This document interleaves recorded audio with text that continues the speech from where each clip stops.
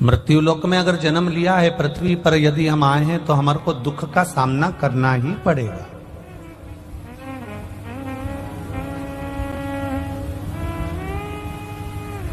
भगवान राम भी अगर इस मृत्यु लोक में आए हैं तो उनको भी दुख का सामना करना पड़ा। भगवान कृष्ण भी अगर मृत्यु लोक में आए हैं तो उनको भी दुख का सामना करना पड़ा। इस मृत्यु लोक में जितने भी देवताओं का अवतार हुआ हो, प्रकट हुए हो, या संसार में जितने भी जीव, जलचर हो, थलचर हो, वायुचर हो या मनुष्य,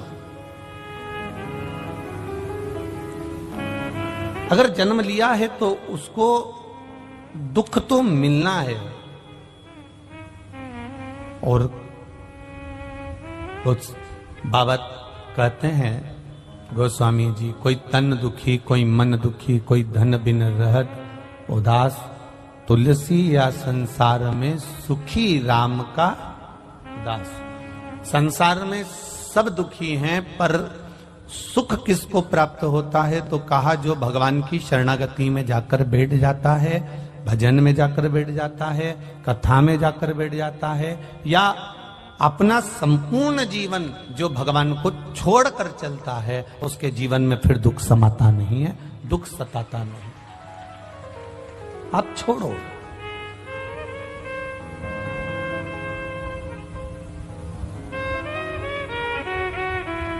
हम दुख को अपना मान रहे हैं, इसलिए दुख हमें अपना लग रहा।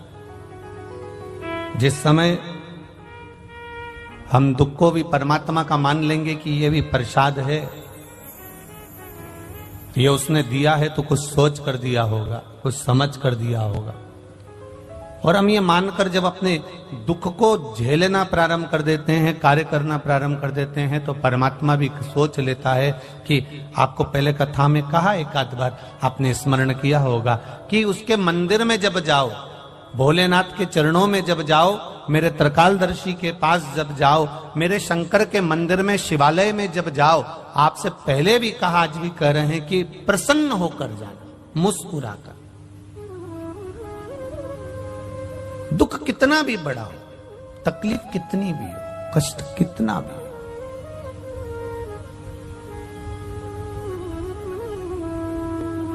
जब हम व्यक्ति अगर कर्जे में डूबा रहता है ना, बहुत कर्जे में डूबा हुआ है, बहुत कर्जे में डूबा हुआ है, और कर्जे में डूबा हुआ व्यक्ति जब बहुत किरीच वाले कपड़े पहनकर, बेहतरीन मुंह में पान मान खाकर, चाबी का छल्ला घुमाते हुए, खूब जोरदार ठाठ से घर से बाहर निकलता है, तो लोग कह देते, बताओ इतना कर्जे में डूबा हुआ है, इसके बाद भी इसके चेहरे पर रत्ती भर सल नहीं, इसके चेहरे पर रत्ती भर सल नहीं है, इतना कर्जे में डूबा है तो भी सल नहीं इसके चेहरे पर। दुख आए, और वो दुख आने पर भी अगर आप मंदिर में जाकर भगवान से दुख काटने को नहीं कह रहे, आप शिवालय में जाकर भगवान शंकर से ये नहीं कह रहे हो कि मेरा दुख काट देना, आप तो शिवालय में जाकर केवल एक लोटा जल देवादिदेव महादेव को समर्पित कर रहे हो, तो भगवान देवादिदेव महादेव से जगत जननी जगदम्बा खुद कह देती है, माता पार्वती, कि इसको इतना दुख है, इतना कष्ट है, इतनी तकलीफ है, इसके बाद भी इसके चेहरे पर मुस्कुराहट है। तो शंकर भगवान भी कह देते हैं, अगर ये मेरे मंदिर में मुस्कुराते हुए आया है तो अब इसका दुख मैं काटूंगा, ये मुस्कुराता ही रहे, ये मुस्कुराएगा।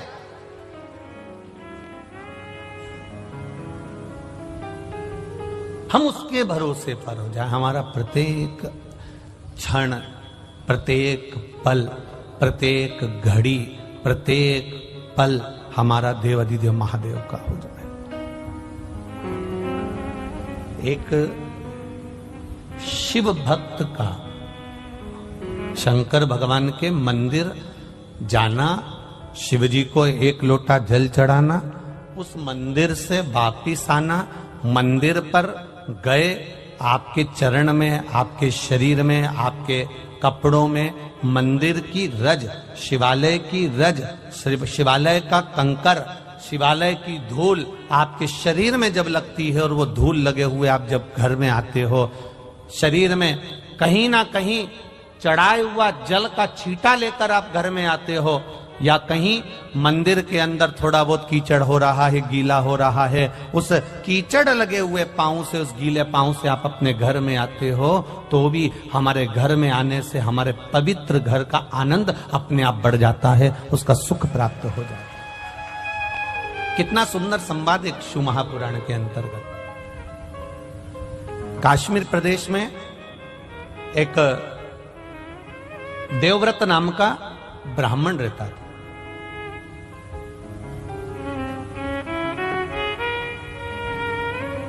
बड़ा धर्मात्मा था, पुण्यात्मा।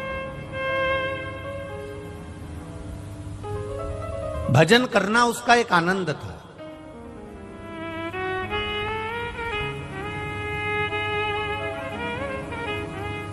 भक्ति में लगा रहता, भजन में लगा रहता, राम नाम, कृष्ण नाम, शिव नाम का गुणगान करता रहता। अब एक बात आप लोगों को पहले कही कि यह जरूरी नहीं है कि पिता धर्मात्मा है तो पुत्र भी धर्मात्मा होगा।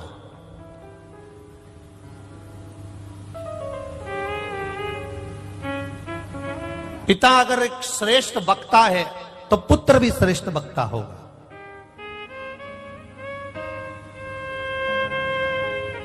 मां अगर धर्मात्मा है तो बेटी भी धर्मात्मा होगी। ये पक्का नहीं है। पिता के भाग्य में अगर सुख लिखा है तो बेटे के भाग्य में भी सुख होगा, यह पक्का नहीं है। पिता के भाग्य में 1000 एकड़ जमीन है, बेटे के भाग्य में 1000 एकड़ है कि नहीं, यह पक्का नहीं है।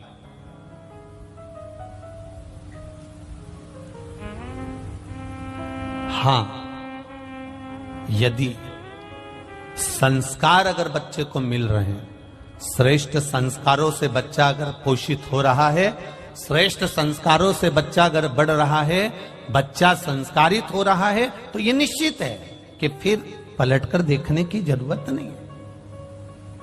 हम पहले कहे, आज फिर कहते हैं, 20 वर्ष तक माता पिता अपने बेटे को पढ़ाते हैं, लिखाते हैं, कॉलेज भेजते हैं, स्कूल भेजते हैं, कोचिंग भेजते हैं।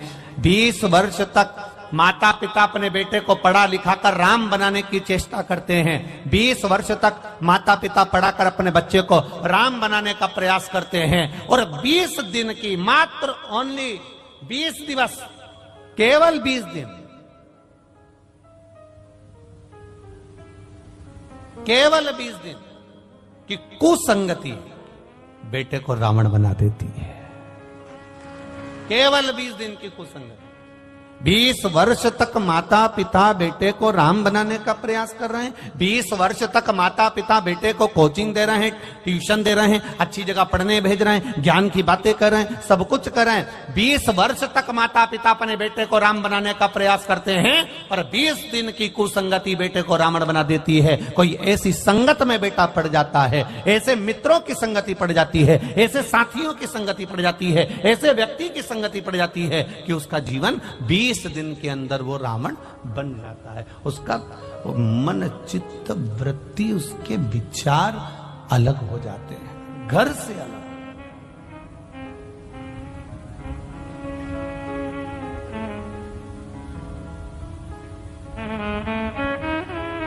आप अपने बच्चों की आदत डाल दो, शिव जी के मंदिर में जाना है, 1 लोटा जल चढ़ाना। डालो बच्चों की आदत।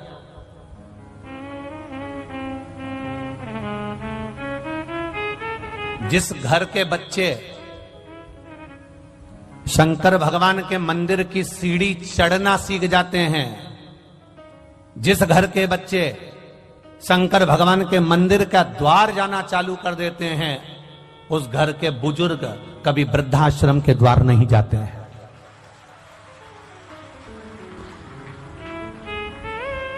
आपके बच्चे अगर मंदिर जा रहे हैं, आपके बच्चे अगर शिवालय जा रहे हैं, आपके बच्चे भगवान के मंदिर में जाकर 1 लोटा जल चढ़ा रहे हैं, प्रयास करना। आपके घर का बच्चा अगर शंकर के मंदिर जा रहा है, आपके घर के बेटा बेटी अगर शिवालय जा रहे हैं, 1 लोटा जल चढ़ा रहे हैं, 1 लोटा जल समर्पित कर रहे हैं, तो ये विश्वास मानकर चलना कि आपको वृद्धाश्रम जाने की जरूरत नहीं पड़ेगी। क्योंकि जो शिव की सेवा करना जानता है, वो अपने घर के बुजुर्गों की सेवा करना भी जानता है। उसको आता है कि मेरे घर के बुजुर्ग की सेवा मुझे कैसे करना। उसको ज्ञात है।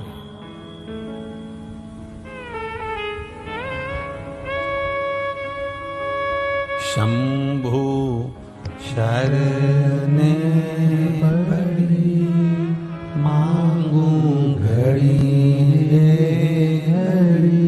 दुख काटो दया करी दर्शन आपो। महाराज, जब हमारे घर के बच्चे शिवालय तक जाने लगे, मंदिर तक जाने लगे, शिव की चौखट तक जाने लगे, भगवान के द्वार तक जाने लगे, समझ लेना कि अब आपके बच्चे संस्कारिता का आनंद पा गए। जाएं वो।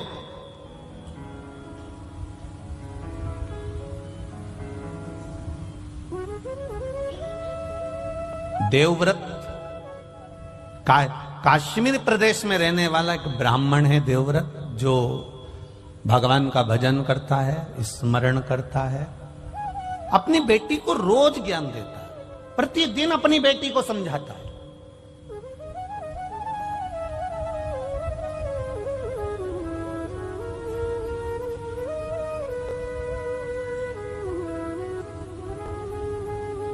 पर संगत बिगड़ गई।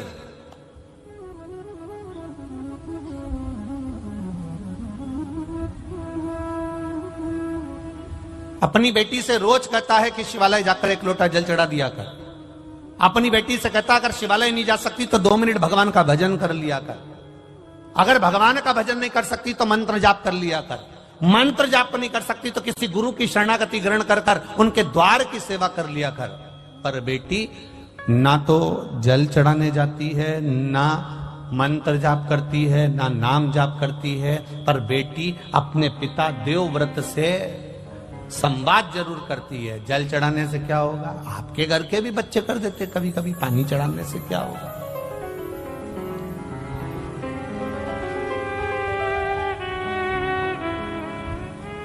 जल चढ़ाने से कौन सा फायदा? एक बात बहुत ध्यान लगाना, बारिश का पानी, आकाश से जल, बरसात का जल जब जमीन पर गिरता है तो वो नाली में जाएगा, खड्डे में जाएगा, खड्डे में से नाली में जाएगा, नाली से गटर में जाएगा, गटर से नाले में जाएगा, नाले से नदी में जाएगा, नदी से तालाब सरोवर होता हुआ आखिरी में समुद्र के पास पहुंच जाता है। बारिश का जल गिरा तो वो समुद्र तक पहुंच जाता है। आपके नजदीक के मंदिर में जो शिवालय है, उस शिवालय पर अगर 1 लोटा जल गिरा तो वो महादेव तक पहुंच जाता है। वो महादेव तक पहुंच जाएगा। आपने जो जल समर्पित करा, आपने जो जल चढ़ाया। आज बसंत पंचमी है,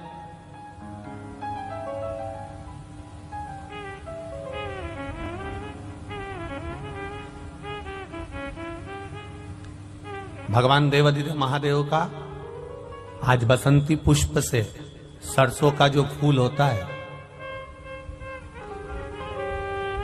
108 सरसों के पुष्प से भगवान शंकर का श्रृंगार किया जाता है या शिव को समर्पित किया जाता है।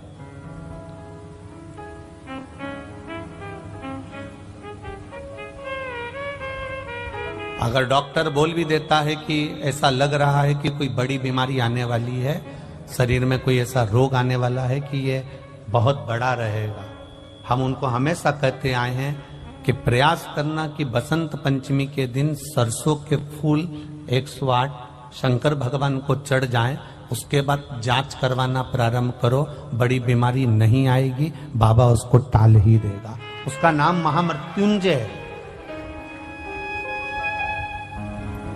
उसका नाम ही महामृत्युंजय। और हमने पहले भी बैतूल की कथा में कहा था कि सरसों का जो पुष्प होता है, कोई आप कार्य करने के लिए जा रहे हो, कोई ठेकेदारी करने के लिए जा रहे हो, उसमें भी सरसों का पुष्प देवाधिदेव महादेव के लिए बहुत प्रबल होता है, बहुत प्रबल।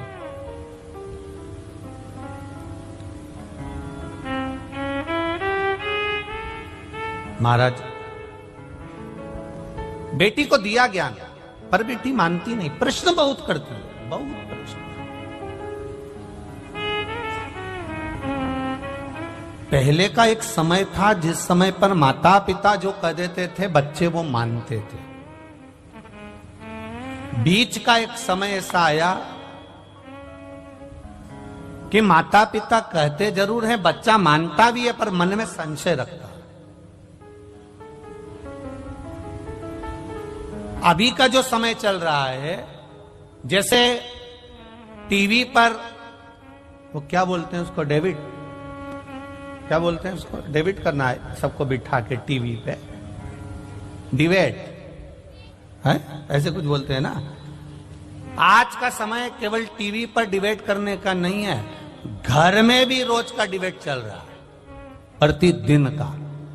पिताजी कहते हैं मंदिर जा, बेटा कहता है क्यों जाऊं, बस यही क्रम चालू हो जाता है। बहू कहती है सास को, सास कहती है बहू को, दोनों एक दूसरे की बात नहीं मान रहे, वो इधर पांव खींच रहा है, वो इधर पांव खींच रहा है, अंत उसका सार तत्व तक नहीं पहुंचा। मंजिल मिला क्या?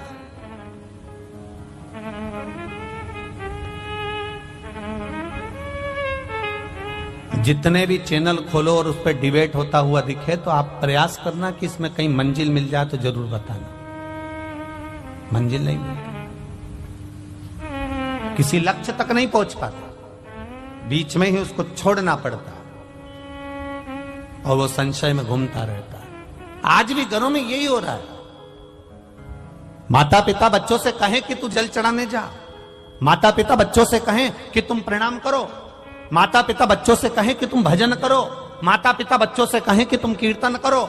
पर ये व्यासपीठ, ये शिव महापुराण की कथा हमेशा कहते आई है कि कल परसों की कथा में भी कहा था, एक माँ ने अपने बच्चे का हाथ पकड़कर संत से कहा, गुरुजी मेरे बच्चे से कह दो कि ये शक्कर ना खाए, मीठा ना खाए। गुरुजी ने 1 हफ्ते का समय मांगा और 1 हफ्ते बाद गुरुजी ने कहा कि बेटा तुम शक्कर मत खाना। तो माँ को क्रोध आ गया, ये बात तो तुम 1 हफ्ते पहले भी कह सकते थे। तो गुरुजी ने कहा कह तो सकता था, पर उस समय तक मैंने शक्कर छोड़ी नहीं थी, जब तक मैं छोड़ूंगा नहीं तब तक दूसरे से कहूंगा कैसे, इसलिए पहले मैंने छोड़ी है। आप सबसे निवेदन है, अपने बच्चे को ज्ञान देने से पहले स्वयं पहले मंदिर जाना प्रारंभ करो, शिव को जल चढ़ाना प्रारंभ करो, श्री शिवाय नमस्तुभ्यम कहना प्रारंभ करो, एक बेलपत्र बाबा को समर्पित करना प्रारंभ करो। फिर धीरे धीरे बच्चे अपने आप ढलते चले जाएंगे, उनको बोलने की जरूरत नहीं पड़ेगी, स्वयं ढले।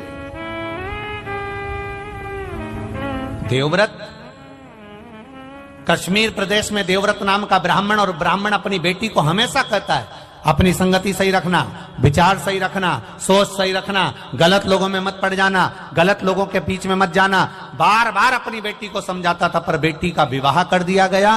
बेटी का विवाह करने के बाद भी बेटी की चित्त बुद्धि सही नहीं हो पाई। वो विवाह होने के बाद भी पर पुरुषों पर उसकी दृष्टि पड़ी रही, पर पुरुष पर उसकी दृष्टि पड़ी।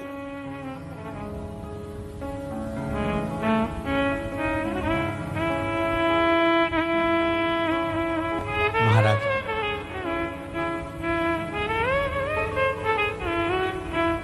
स्कंद पुराण का ये संवाद है।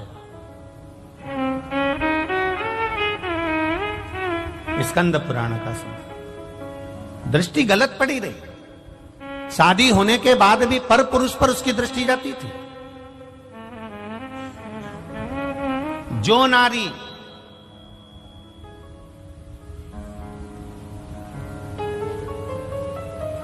विवाह के पश्चात किसी दूसरे पुरुष के साथ में स्मरण करे या शादीशुदा किसी पुरुष का घर तोड़ दे, वो नारी की गति स्कंद पुराण कह रही है। ये स्त्री, ये नारी, ये कन्या जिसका विवाह कर दिया गया और सोच नहीं सुधर पाई, वो नारी प्राण त्यागने के बाद में एक कुतिया का जन्म पाई। अब वो कुतिया तो बन गई, पर कुतिया का जन्म कैसा मिला? एक पांव उसका विकलांग था, कान टूटे हुए थे, आंखों से एक आंख फूटी हुई थी और शरीर पूरा खुजली के कारण उसके पूरे शरीर के उस जो श्वान की योनि मिली है, कुत्ता की योनि मिली है, उसके शरीर के पूरे बाल, पूरी खाल जगह जगह से निकली हुई थी। सारी दुनिया उस कुत्ते को देख रही है, उस श्वान को देख रही है, उस कुतिया को देख रही है। सारी दुनिया उसको देखकर कहती बेचारा कैसा है। बताओ, आपके भी मोहल्ले में कोई कोई कुत्ता ऐसा होता होगा तो आप पे दया आती कि नहीं आती? अरे मुंह से तो बोलो, आती है ना दया? कैसा भयंकर है, बेचारे को कितना कष्ट है, बेचारे को कितना दुख है। बताओ, उसको ये रोग हो गया, उसका एक पांव टूट गया, उसके बताओ दिख भी नहीं रहा, उसको तो बेकार में पड़ा हुआ है बेचारा। अब वो कुतिया की योनि पा गई और कुतिया की योनि पाने के बाद शरीर में उसके रोग हो गया। एक दिन देवव्रत के मन में ये बात उत्पन्न हो गई कि मेरी बेटी का हुआ क्या, मेरी बेटी जो मर चुकी है वो गई कहां। एक दिन देवव्रत भगवान देवाधिदेव महादेव के मंदिर में बैठ गया, अखंड जाप करने के लिए बैठ गया, उठता ही नहीं है, उठता ही नहीं।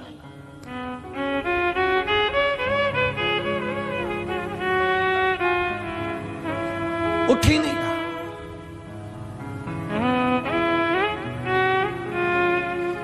किसी किसी के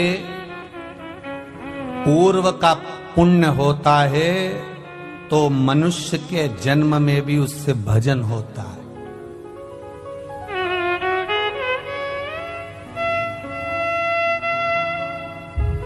किसी का पूर्व का पुण्य हो तो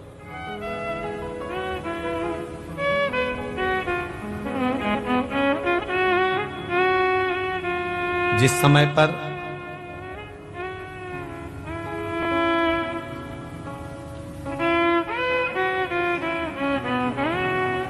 महाभारत में पांडवों में युधिष्ठिर, नकुल, सहदेव, भीम, अर्जुन ये सब थे, और जिस समय पर अर्जुन मर गया,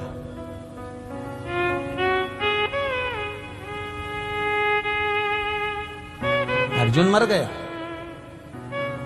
जिसने महाभारत सुनी होगी उसके स्मरण में होगा। अर्जुन मरा, अर्जुन के प्राण छूटे किस समय? जब युधिष्ठिर ने अश्वमेध यज्ञ करा और अश्वमेध यज्ञ करने के बाद में अश्व छोड़ा गया, अश्व छोड़ा गया। वो अश्व घूमते घूमते घूमते घूमते जा रहा था। अर्जुन उस अश्व के पीछे भेजे गए और अश्व के पीछे अर्जुन को भेजा गया कि ये अश्व जहां जा रहा है इस अश्व को तुम्हें देखना है, इस अश्व को छुड़ाना है। अर्जुन जहां जाते वहां दिग्विजय कर कर आते, वहां से विजय प्राप्त कर कर आते। वो अश्व जाते जाते जाते जाते जाते जाते आगे एक नगर में प्रवेश कर गया और मणिपुर नगर में जब वो प्रवेश करा, अर्जुन को मालूम था ये वो नगर है जहां पर मेरी धर्म पत्नी, देखिए अर्जुन की एक पत्नी है द्रौपदी, एक धर्म पत्नी है उनकी सुभद्रा, एक नागों की कन्या उलूपी और एक चित्रंगदा। अर्जुन को यह स्मरण में था कि यहां पर मेरा बेटा चित्रंगदा मेरी पत्नी रहती है और उसका बेटा भी यहीं रहता है बुर्बरभान।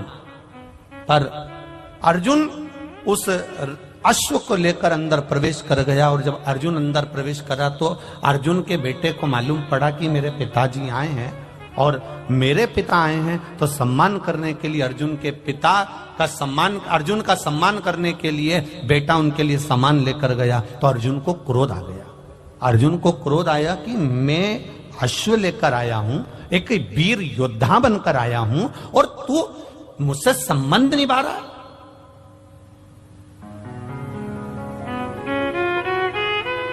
तुझे तो अश्व पकड़ना था और युद्ध लड़ना था, पर तू मेरा सम्मान करने के लिए आया है।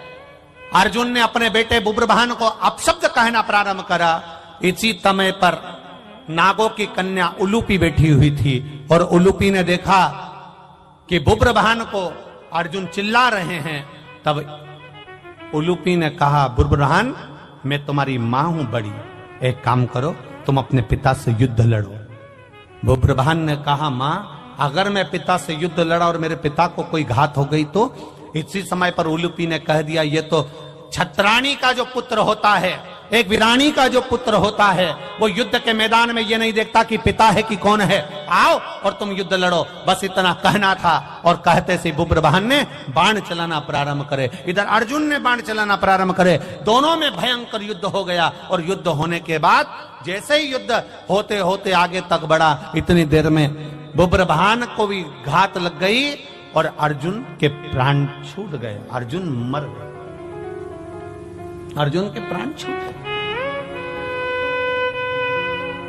आई चित्रंगदा रोती रोती आई, मेरा पति चले गया।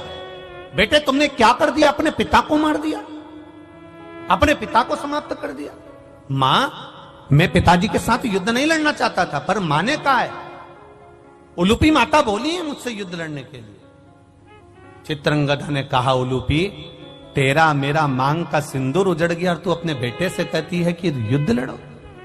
चित्रंगदा के सामने उलूपी ने कहा, मैं छत्राणी हूं, छत्री की बेटी हूं, मैंने अपने बेटे को, इस बुब्रवाहन को केवल एक छत्री का फर्ज अदा करने का प्रयास करा है। ब्राह्मण हो, ब्राह्मण कर्म से पीछे मत हटना, वैश्य हो, वैश्य कर्म से पीछे मत हटना, क्षत्रिय हो, क्षत्रिय कर्म से पीछे मत हटना, और शूद्र हो तो शूद्र कर्म से पीछे मत हटना। यह हमारा धर्म भी है और हमारा कर्म भी है, उससे हम पीछे कैसे हटें? तुमने श्रेष्ठ नहीं करा, तुमने अच्छा नहीं करा। रो रही, चित्रंगदा रो रही है।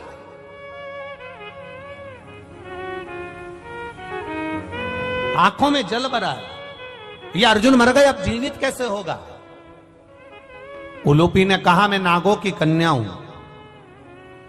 मैं जानती हूं अर्जुन को जीवित कैसे करना, क्या कर सकती हो? बुब्रवाहन धृतराष्ट्र सर्प के पास जाना, और धृतराष्ट्र सर्प के पास जाना, और उस धृतराष्ट्र सर्प कौन? शिव जी के गले में कौन सा नाग होता है? जम के बोलो जरा। वासुकी नाग शंकर भगवान के गले में होता है। वासुकी नाग का सबसे बड़ा बेटे का नाम था धृतराष्ट्र। वो धृतराष्ट्र नहीं, पांडव और कौरव वाला, वो अलग है। वासुकी नाग का सबसे बड़ा पुत्र है धृतराष्ट्र, सबसे बड़ा बेटा।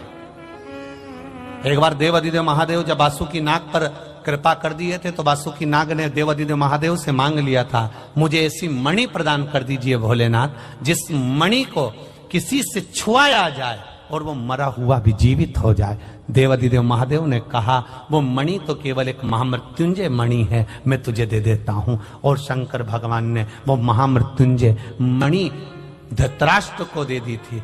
उलूपी ने कहा, धृतराष्ट्र के पास जाओ, वासुकी नाग के बेटे के पास में जाओ और वो मणि लेकर आओ। वो मणि अगर होगी तो वो मणि से वो जीवित हो सकता है, इसके सिवा जीवित नहीं होगा।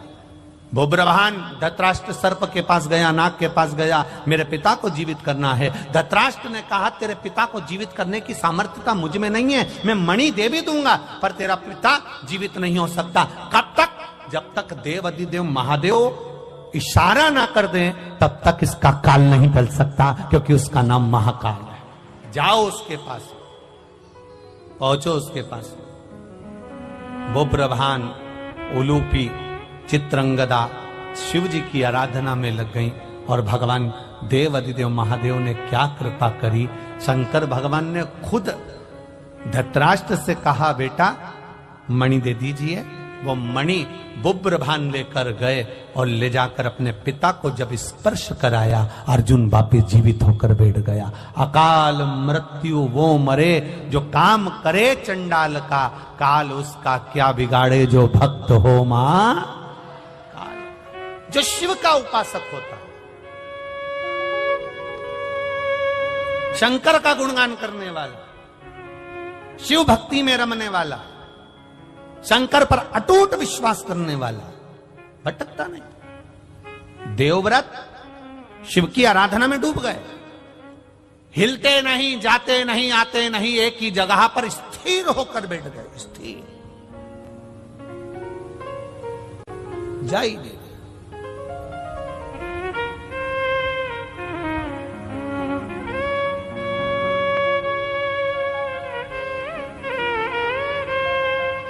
जब कोई नारी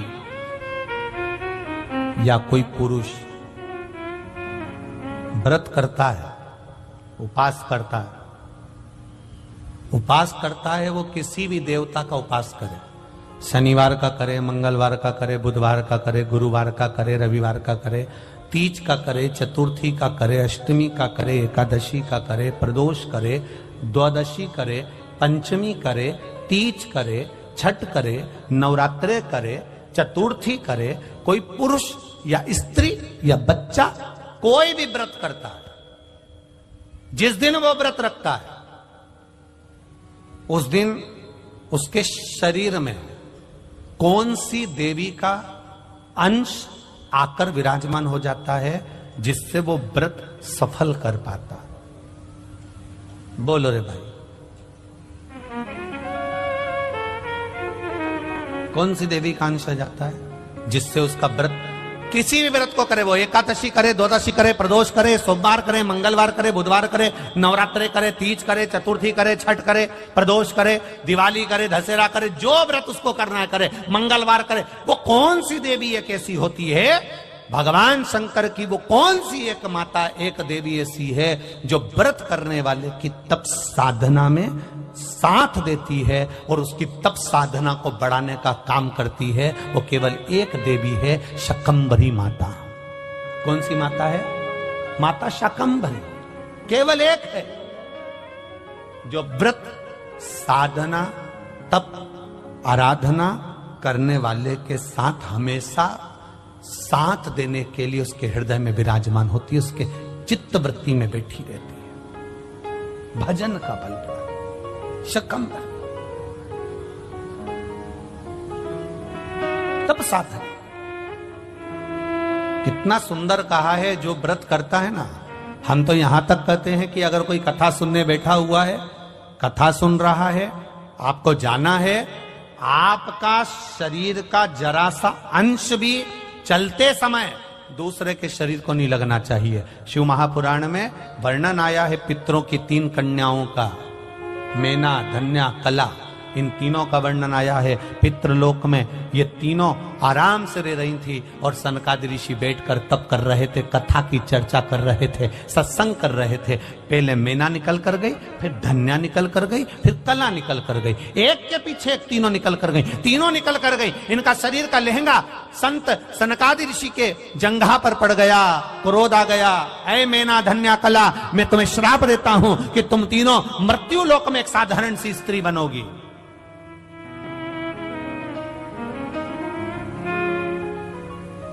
तीनों बिलख रही हैं, तीनों रो रही हैं, तीनों की आंख में आंसू भरा हुआ। क्षमा कर दीजिए नाथ, क्षमा कर दीजिए।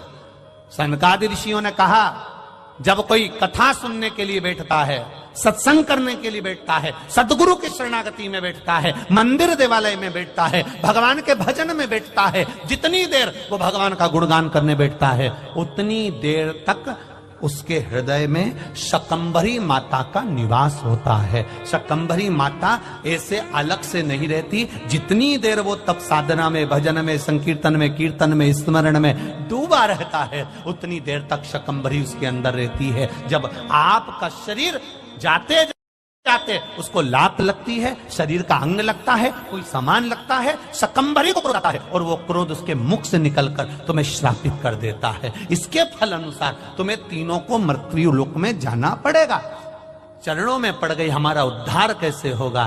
तब सनकादि ऋषियों ने कहा, तुम्हारा उद्धार, मेना, तुम्हारे घर में पार्वती का जन्म होगा।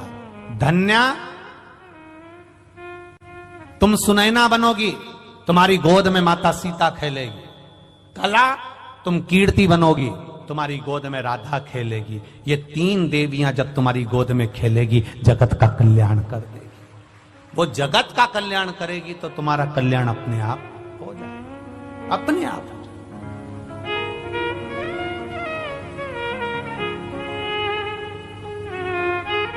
हम यहां तक कहेंगे, उसका भी स्मरण रहे।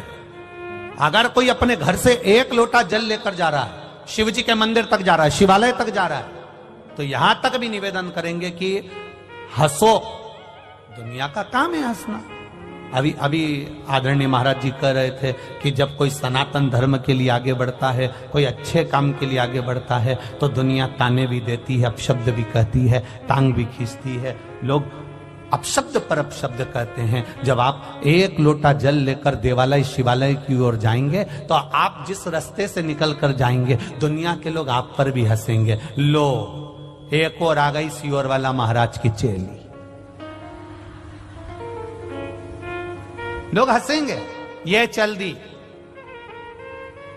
सावित्री बनकर, अनसुईया बनकर। दुनिया के लोग कहेंगे, अपशब्द कहेंगे, आड़ा टेढ़ा कहेंगे, बोलेंगे, पर आग लगे बस्ती में अपन रहो मस्ती।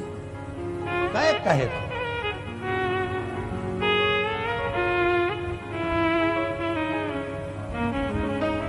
कहे, कहने वाला कहता रहेगा। जिस समय पूजन का कोई साहित्य, पूजन का कोई सामान, पूजन की कोई सामग्री हमारे हाथ में रहती है और हम पूजन करने जाते हैं और पूजन कर कर वापिस आते हैं, उस व्यक्ति को देखकर अगर कोई दूसरा हंसता भी है, तो समझ लो वो अपनी जिंदगी को बर्बाद करने के सीढ़ी पर पांव रख दिया। उसने अपनी जिंदगी की बर्बाद होने वाली सीढ़ी पर पांव रख दिया। क्या उसको बर्बाद हो? निश्चित है। देवव्रत शिव जी के सामने बैठा है, घोर तप कर रहा है, घोर तप, अखंड तप करने में लगा हुआ है। और ऐसा अखंड तप देवव्रत कर रहा है, उसको केवल एक चीज मालूम करना है कि मेरी बेटी, जिसको मैं समझा कर रह गया, वो बेटी की दशा कैसी है। तब देवव्रत ने अखंड तप करा।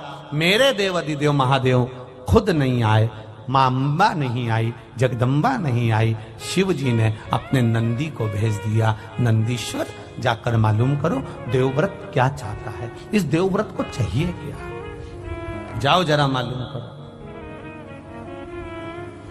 जाओ।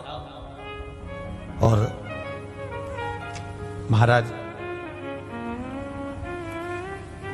तब साधना का जो बल होता है वो कोई साधारण नहीं होता। दूध में सुगंध गंध नहीं होती, दूध में सुगंध गंध कब आएगी?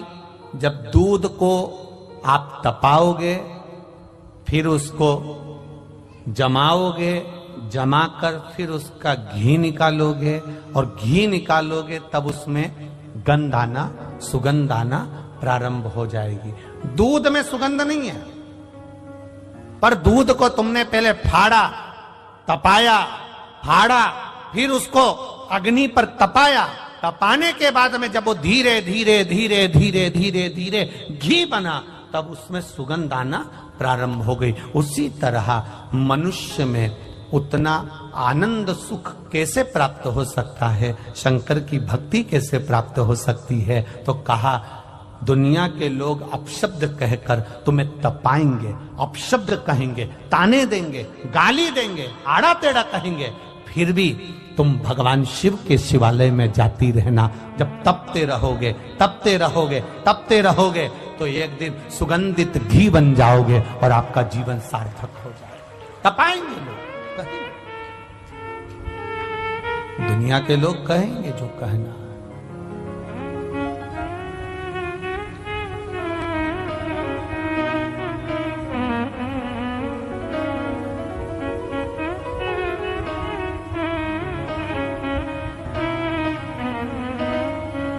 और महाराज,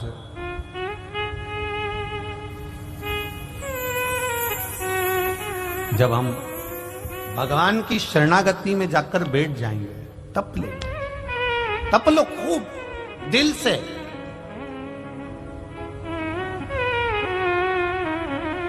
और जिस समय हम तप लिए, सुगंध अपने आप बढ़ती चली गई, अपने आप बढ़े।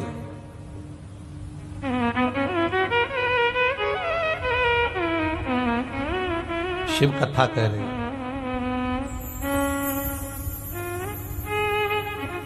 देवव्रत ने जैसे ही तप साधना करी, नंदी आए, सुंदर एक बालक का रूप रखकर आए, और बालक का रूप रखकर आकर नंदी ने देवव्रत को जगाया।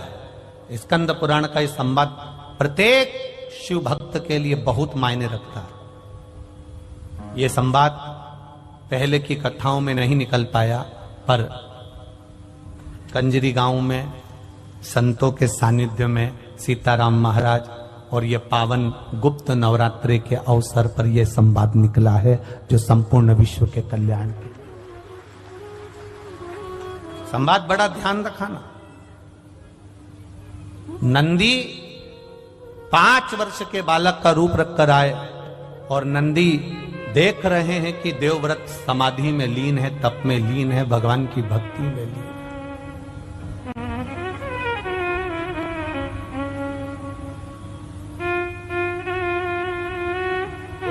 लीन है। नंदी ने जगाया, देवव्रत नहीं जगा। नंदी ने फिर जगाया, देवव्रत नहीं जगा। जगता ही नहीं। बहुत प्रयास करा नंदी ने, उठता ही नहीं। लगा श्री शिवाय नमस्तु,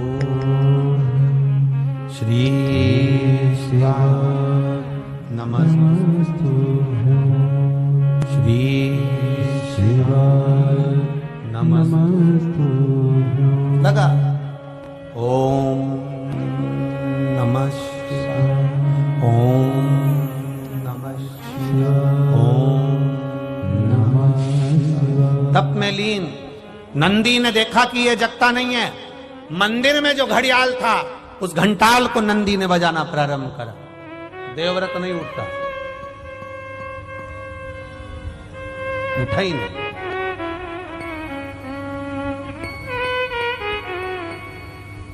फिर बजाए। आखिरी में देवव्रत के नेत्र खुले। 5 वर्ष के बच्चे को देखकर थोड़ा क्रोध देवव्रत को आया। कारण, मैं बैठा तप कर रहा था, और मैं बैठकर अगर तप कर रहा हूं तो मेरे तप साधना को क्यों नष्ट कर रहा है। आ जाता है कभी कभी क्रोध। घर में बूढ़ी बूढ़ी माताएं, जब दादी माएं, जब बुजुर्ग माताएं सेवा करती है और घर का छोटा छोटा बच्चा उनका सामान लेकर भग जाए, दिया ले गया, दीपक ले गया, अगरबत्ती उठा के ले गया, ठाकुर जी को जो भोग धरा रही थी भोगी उठा के ले गया, जो मोहन थाल रख रही थी मोहन थाली ले गया, कहीं ठाकुर जी की माला जी उठाकर ले गया, तो दादी को क्रोध आ जाएगा। पर उसको क्रोध नहीं आना चाहिए। भगवान परीक्षा ले रहा है, भगवान देख रहा है कि ये क्रोध करती है कि नहीं करती है। भगवान ये देखता है। अब इसको 5 वर्ष के बच्चे पर क्रोध आ गया। देवव्रत को क्रोध आया, उठकर खड़ा हुआ। जैसे ही खड़ा हुआ, इतने में बच्चे ने कह दिया, बाबा आपको तप करते हुए देखकर मेरे मन में एक प्रश्न आया है। आप तप किसके लिए कर रहे हो? आप साधना किसके लिए कर रहे हो? आप व्रत किसके लिए कर रहे हो? आप उपास किसके लिए कर रहे हो? किसके लिए?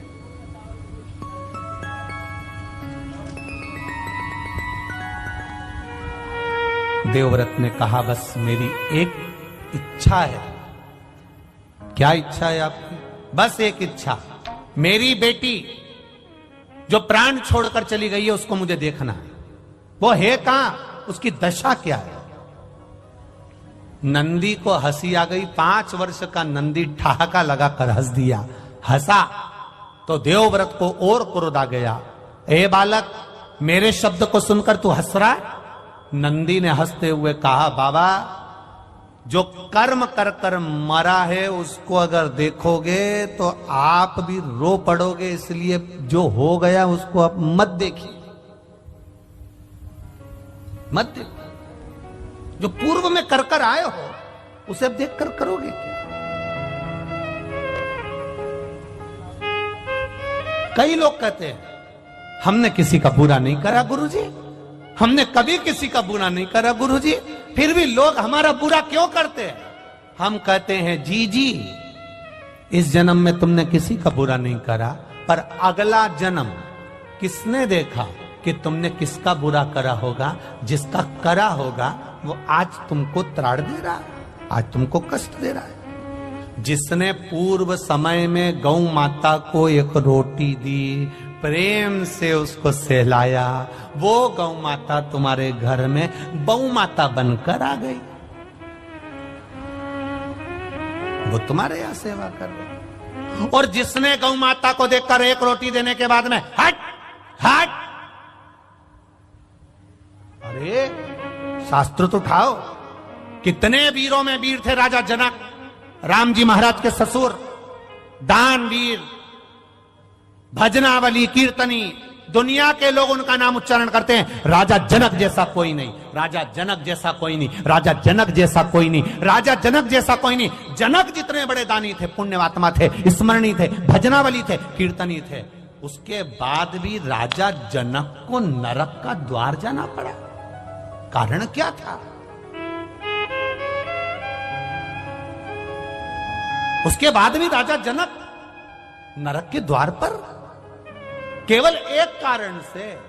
राजा जनक भी नहीं समझ पाए कि मुझे और नरक, इतना मैंने पाप कुछ नहीं करा, मैं तो राम जी का ससुर हूं, मैंने जानकी को पाला है, जानकी मेरे पास में रही है, मैंने सब यज्ञ करा है, और शास्त्र कहता है, श्रीमद् भागवत कहती है, देवी भागवत कहती है कि वेद व्यास जी महाराज के यहाँ सुखदेव जी महाराज का प्रागट्य हुआ। सुखदेव जी महाराज शादी करने को तैयार नहीं हुए, तब वेद व्यास जी ने कहा किसी गुरु की शरणागति जाओ, तो वो राजा जनक की शरणागति में गए थे, और राजा जनक जी के दरवाजे पर जाकर सुखदेव जी महाराज खड़े रहे थे। और सुखदेव जी महाराज के कोई गुरु हैं तो वो जनक जी महाराज हैं। जब सुखदेव जी के गुरु जनक जी हैं, राम जी के ससुर जनक जी हैं, माता जानकी के पिता जनक जी हैं, तो फिर इनको नरक क्यों जाना पड़ा? केवल एक जरा सा काम था, एक छोटा सा काम,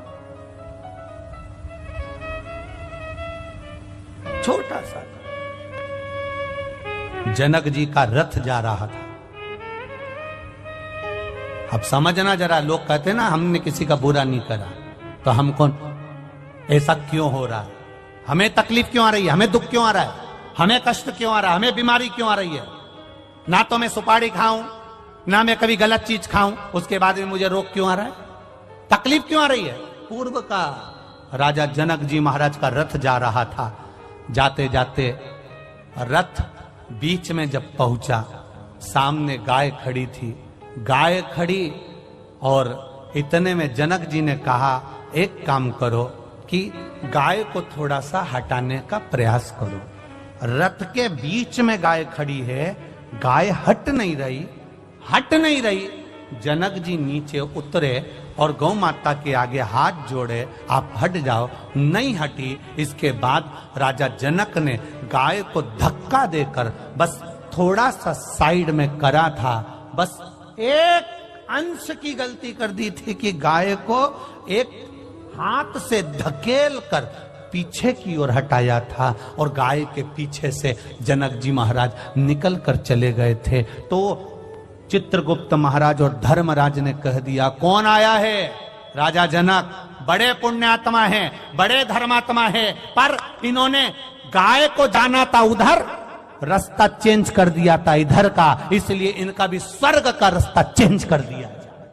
जाना था स्वर्ग, घूमते हुए लेकर जाए, ले जाओ, रास्ता चेंज करो, बदलो रास्ता। जनक जी महाराज जब रास्ता बदला गया स्वर्ग जाने का, नरक से होते हुए जा रहे थे। नरक में पड़े हुए जीव सब चिल्ला रहे थे, चिल्ला रहे थे। जनक जी महाराज थोड़ी देर वहां खड़े हो गए, खड़े हो गए। सारे जीवों ने चिल्लाना चालू कर दिया, महाराज रुक जाओ, महाराज रुक जाओ, महाराज रुक जाओ। आवाज लगा रहे जनक जी महाराज रुक जाओ। जनक जी महाराज ने पूछा, ये कौन चिल्ला रहा है? ये आवाज किसकी आ रही है? ये कौन चिल्ला रहा है? ये किसकी आवाज है? सब ने कहा, ये जो नरक में पड़े हुए हैं ना, ये चिल्ला रहे हैं। ये क्यों चिल्ला रहे हैं? कारण क्या है? जनक जी, आपने इतना दान पुण्य करा है, इतना अच्छा अच्छा काम करा है कि आप पुण्य आत्मा हो, आप वैकुंठ जा रहे हो, पर आप नरक के रास्ते से जा रहे हो। आपके शरीर से छूकर जो ये हवा चल रही है, ये हवा इनके पापियों के शरीर पे लग रही है, पापियों के शरीर पे लग रही है। तो इनको जो कष्ट हो रहा था वो मल्लम का काम कर रही है, अब इनको कष्ट नहीं हो रहा। इसलिए ये चाहते हैं कि आप कुछ कृपा कर दो। जनक जी ने कहा तो एक काम करो ना, इन सबको नरक से मुक्त कर दो, नरक से मुक्त। धर्मराज कहते हैं ऐसा नहीं हो सकता, ऐसा नहीं हो सकता। तो फिर एक काम करो, जनक जी कहते हैं मुझे वैकुंठ नहीं जाना, इनके लिए मुझे यहीं खड़ा कर दो। मेरे शरीर से हवा निकल कर जाएगी, वायु पवन निकल कर जाएगी, वो इनके शरीर को लगेगी, और इनको अगर सुख मिल रहा है मेरे शरीर से तो मैं इनके लिए अपना शरीर भी दे सकता हूं, मैं नरक में रह सकता हूं। हाथ जोड़कर धर्मराज ने कहा आपको हम नरक में नहीं रख सकते, क्योंकि आप पुण्य आत्मा हो, सत्कर्मी हो, भजनावली हो, हम आपको नरक में कैसे रखें? अगर हम नरक में रखेंगे तो देवता हमें चिल्लाएंगे, हम आपको नरक में नहीं रख सकते। तो जनक जी ने कहा आप मुझे नरक में नहीं रख सकते और मुझे स्वर्ग में रहना नहीं जब तक इनका उद्धार होता नहीं। तो धर्मराज ने भगवान विष्णु से कहा आप बताओ क्या करें। भगवान विष्णु ने देवाधिदेव महादेव से कहा आप बताओ क्या करें। देवाधिदेव महादेव ने कहा एक काम करो, राजा जनक के लिए सारे पापियों को छोड़ दिया जाए, उनका कल्याण कर दिया जाए। ये जनक तत्व हमें लगता है हमने कोई पाप नहीं करा, हमने कोई बेकार काम नहीं करा, पर हमारा रास्ता चेंज क्यों हुआ, हमें कष्ट क्यों आ रहा है, हमें दुख क्यों आ रहा है, उसके पीछे हमारा पूर्व का कोई कारण होगा, कोई कारण हो सकता है। एक झोली में फूल भरे हैं, एक झोली में कांटे, तेरे बस में कुछ भी नहीं वो बांटने वाला बांटे। अरे कोई कारण होगा, अरे कोई कारण होगा। धन का बिस्तर मिल जाए पर नींद को तरसे में, धन का बिस्तर मिल जाए पर नींद को तरसे कांटों पर भी सोकर आए किसी के मन को चैन। अरे कोई कारण होगा, अरे कोई कारण होगा। किसी किसी के यहाँ डनलप का गद्दा बिछाए, एसी का रूम, वीआईपी रूम, सोते सोते भी एक गिलास केसर का दूध, फिर भी रात को नींद नहीं। और कोई कोई ये यहां से वहां तक देखना, पूरी रोड के बीच में डिवाइडर पर पड़े ऐसे सो रहे, कोई दिक्कत नहीं, कोई रत्ती भर की टेंशन नहीं, सामान भी पड़ा है। और एक अपन वीआईपी गद्दा, वीआईपी भोजन, एसी का रूम, चकाचक, न मच्छर न मक्खी, सब वीआईपी। उसके बाद भी रात भर करवट बदलते रहे, कहीं घुटना, कहीं कमर, कहीं पीठ, कहीं हाथ, रात भर दुखता रहा। और यहाँ धन का बिस्तर मिल जाए पर नींद को तरसे, और कांटों पर भी सोकर आए किसी के मन को चैन। अरे कोई कारण होगा, अरे कोई कारण होगा। सांप भी डस ले तो मिल जाए किसी को जीवन दान। किसी किसी को सांप भी डस लेता है तो बच जाते हैं, और कोई कोई एक ठोकर लगती है, बाथरूम में नहाने गई थी, फिसल गई और मर गई। सांप भी डस ले तो मिल जाए किसी को जीवन दान, और एक चींटी के कांटे से मिट जाए नामो निशान। अरे कोई कारण होगा, अरे कोई कारण होगा। एक झोली में फूल भरे, एक झोली में कांटे, तेरे बस में कुछ भी नहीं वो बाटने वाला बाटे। अरे कोई कारण होगा, अरे कोई कारण होगा। बिना कारण के कुछ नहीं मिल सकता, कारण जरूर है।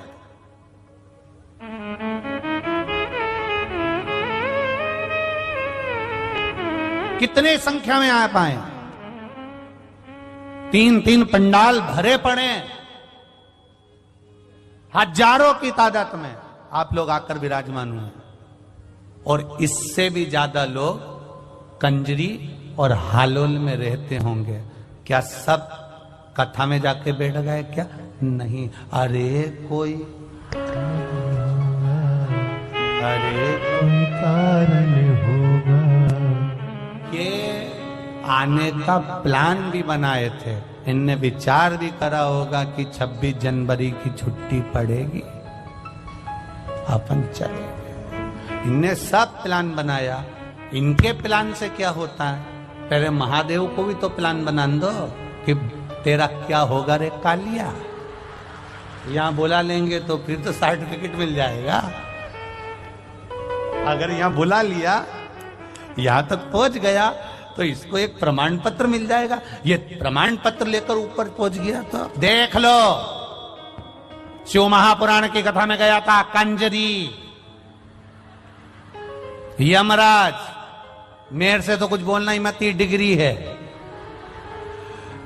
तो भोलेनाथ ने भी सोचा भैया जितनों को डिग्री देना है उतनों को ही बुलाओ, बाकी को डिग्री से दूर रखो, नहीं तो ये आफत कर देंगे ऊपर आकर। वैसे ही गुजरात वालों ने बहुत आफत करके रखी है दिल्ली में बैठकर। अब बोल तो बोल, तो इन्होंने कहा इनको नीचे ही पावागढ़ में इनको पंछीड़ा रे उड़ के पावागढ़, इनको वही गरबा रमने दो।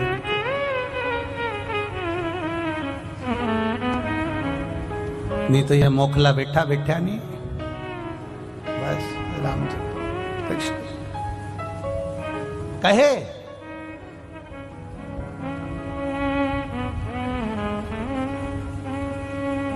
देवव्रत से पूछा, बोलो पूर्व का क्या देखना है तुमको? मेरी बेटी का जीवन देखना है मुझे, मेरी बेटी, मेरी बेटी। मत देख, देवव्रत रोएगा, तड़फेगा बेटी की दशा देखकर। नहीं, मुझे अपनी बेटी देखना है। भगवान शंकर का शिवलिंग पर लगा हुआ चंदन नंदीश्वर ने उठाया, देवव्रत के मस्तक पर लगाया। देवव्रत से कहा नेत्र बंद कर ले, शिव का स्मरण कर ले, तेरी बेटी तुझे नजर आ जाएगी। जो चंदन लगाया, भस्म धारण कराई, देवव्रत ने देखना चालू करा, देखना चालू करा।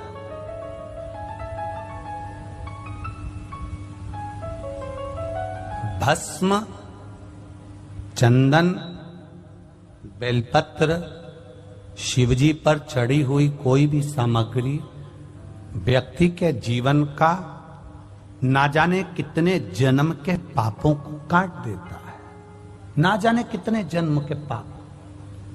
काशी में एक व्यक्ति टेबल लगाया हुआ था, वो टेबल लगाकर उस पर भस्म बेच रहा था, भस्म बेच रहा, भस्म कपे की।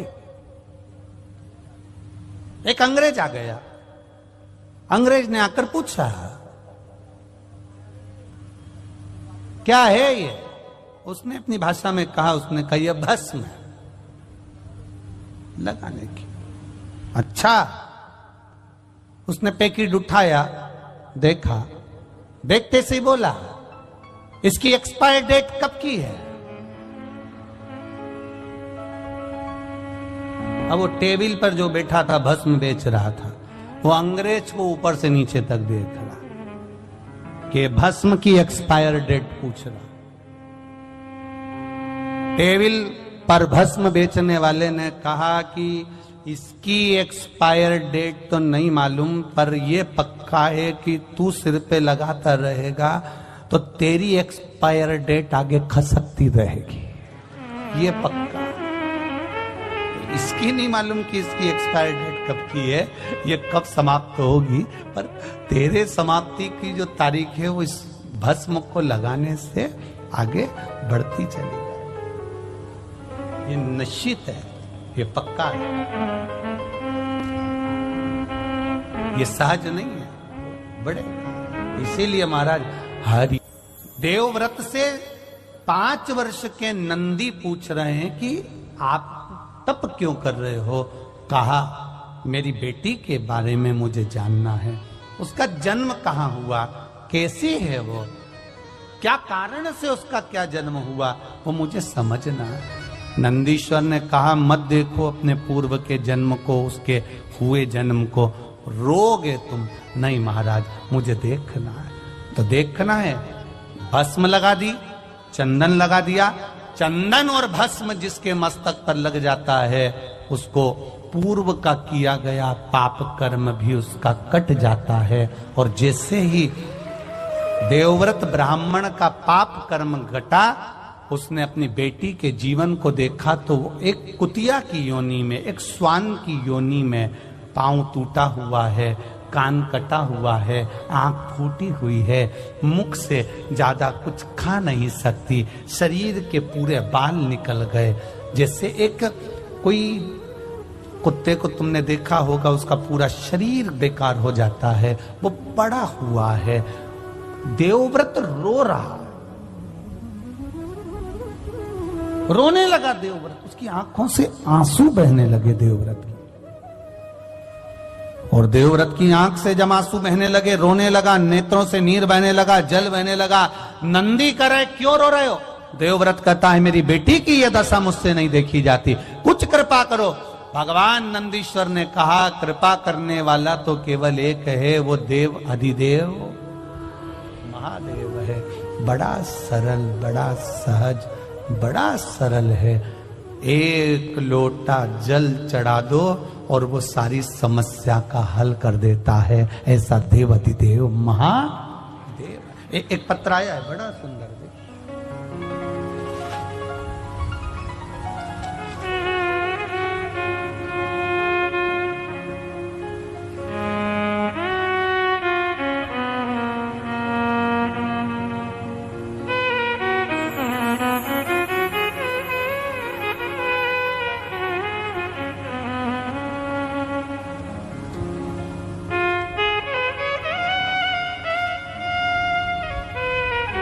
मैं मोहित चतुर्वेदी अहमदाबाद से आया। कहीं बैठे हो? मोहित चतुर्वेदी अहमदाबाद से। आप ही हैं? दोनों हाथ हिला दो एक बार ऐसा। श्री शिवाय नमस्तुभ्यम। एक बार वापिस हिला दीजिए। श्री शिवाय नमस्तुभ्यम। मैं मोहित चतुर्वेदी अहमदाबाद से आया हूं। मैं बाबा की कृपा का क्या बखान करूं गुरुदेव। मैं बहुत अधिक कर्जे में दब गया था। मैं एक प्राइवेट कंपनी में जॉब करता हूं। मुझ पे इतना कर्जा हो गया था कि मेरी पूरी सैलरी सिर्फ EMI में चली जाती थी। इतना ही नहीं, मेरी नौकरी में भी दिक्कत होने लगी। अगस्त 2022 में मुझे नोटिस भी दिया गया कि मेरी कंपनी की ओर से। उसी समय मेरी सास मेरे घर पे आई हुई थी। वो उनकी शिव महापुराण की कथा रोज सुनती थी। आपकी कथा जब वो रोज सुनती, उन्हीं के साथ मुझे और मेरे पत्नी को भी शिव महापुराण की कथा के बारे में पता चला। और हम दोनों ने शिव मंदिर में जाकर भोले बाबा को 1 लोटा जल चढ़ाना प्रारंभ करा। कंपनी ने कह दिया था कि आप इस कंपनी को छोड़ दीजिए। और मेरी कर्जा भी बहुत था गुरुदेव। मेरी पत्नी पशुपतिनाथ का व्रत करना शुरू कर दी। बड़ोदरा की कथा में अपने पूरे परिवार के साथ आया और 3 और 4 दिसंबर की कथा बड़ोदरा में सुनी। 5 दिसंबर को आखिरी पशुपतिनाथ का व्रत पूरा हुआ। उसके अगले ही सोमवार यानी 12 दिसंबर को मुझे 12 दिसंबर को गुरुजी भोले बाबा की ऐसी कृपा हुई कि एक और लेटर मुझे प्राप्त हो गया। इस बार जो लेटर था बाबा की कृपा से मेरा प्रमोशन का लेटर था। मुझे शिव की ऐसी कृपा हुई। गुरुदेव, हम जब पढ़ाई करते हैं ना गुरुदेव, तो हम इन चीजों पर विश्वास नहीं करते कि शिव जी को जल चढ़ाने से कुछ होता है, व्रत करने से कुछ होता है। पर बाबा का जो प्रताप देखा है ना गुरुदेव, वो 1 लोटे जल का देखा है। उस 1 लोटे जल ने आज हमारी तनख्वाह भी बढ़ गई, प्रमोशन भी हो गया और बाबा की कृपा से कर्जा भी चूक गया गुरुदेव। इसलिए हम आज कंजरी गांव में बाबा को अपना प्रमोशन लेटर जो कंपनी ने भेजा था वो बाबा को समर्पित करने आए हैं। बाबा की कृपा से मेरा प्रमोशन लेटर मुझे प्राप्त हुआ और बाबा की कृपा से मुझे प्रमोशन हुआ। ये मैं बाबा को नमन करने आया हूं। बैठिए बाबू। श्री शिवाय नमस्तुभ्यम। हर हर। ये शिव तत्व है। ओ घड़ी जो नहीं समझा उसको लगेगा केवल शिव महापुराण की कथा। बहुत सारे आते हैं, कहते हैं, बोलो बोलो जम के चले जाए। जो नहीं समझा उसके लिए यही रहे। पर जो समझ गया, अपना दरवाजा छोड़कर, अपना घर छोड़कर जो कथा के पंडाल तक पहुंच गया, मेरा महादेव उसके दुख काटने उसके घर तक पहुंच गया, पहुंचा। कंजरी हालोल वालों को तो ये मौका मिल गया। हम बुरहानपुर वालों से भी कहेंगे 3 फरवरी से 9 फरवरी तक आपके यहाँ कथा है। बाबा देव अधिदेव महादेव कुबेर भंडारी आपके यहाँ आ रहा है। दिल से बाबा से प्रार्थना करना और अपने पूरे इष्ट मित्रों के साथ में दोपहर 2 बजे से 5 बजे तक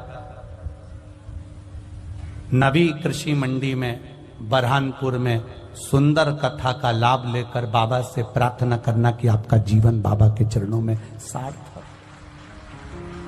और जो रह गए कंजरी के लोग, हालोल के, उनसे भी निवेदन है, बाद में विचार करने में आएगा। गंगा नजदीक में आई और मैं डुबकी नहीं लगा सका, मेरी जिंदगी का मैं आनंद नहीं ले सका। आएगा।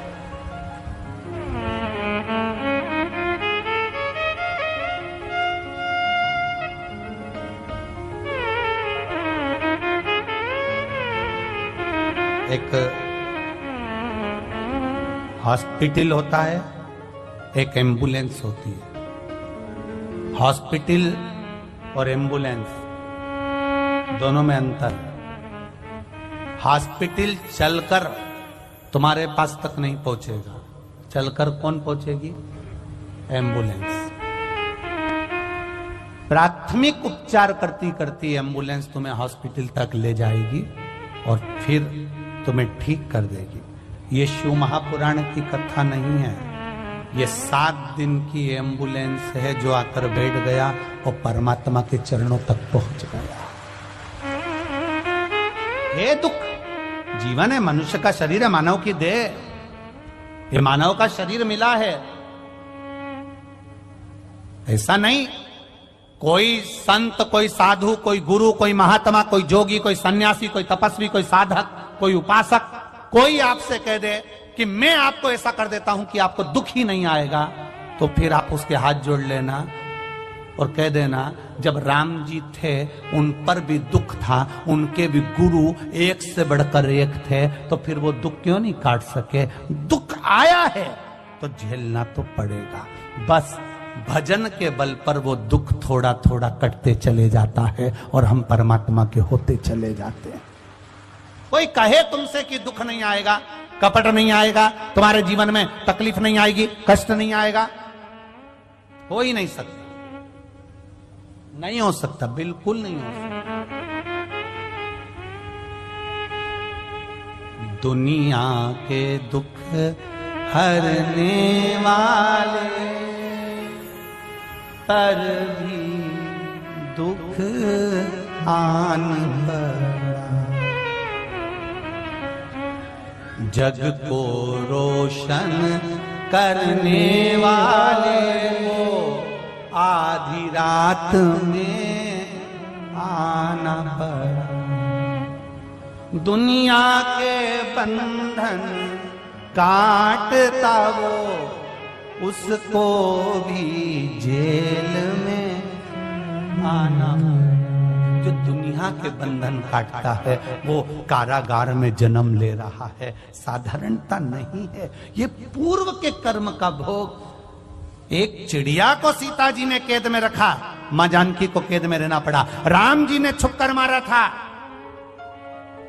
बाली को, उस बाली ने छुपकर मारा भगवान कृष्ण के चरणों में मारा। जरा नाम का व्याघ्र बनकर कर्म का भोग है, भोगना जो पूर्व में किया आज भोगेंगे, आज करेंगे, फिर भोगेंगे, उसको कौन टाल सका। देवव्रत रो रहा है, मेरी बेटी की ये दशा, एक स्वान की योनि, एक कुतिया की योनि, मेरी बेटी की। बिलक पड़ा, रोह पड़ा, कुछ नहीं कर रहा। शंकर भगवान के शिवालय को, शिवलिंग को पकड़ लिया और पकड़कर देवव्रत आंख से आंसू बहाने लगा।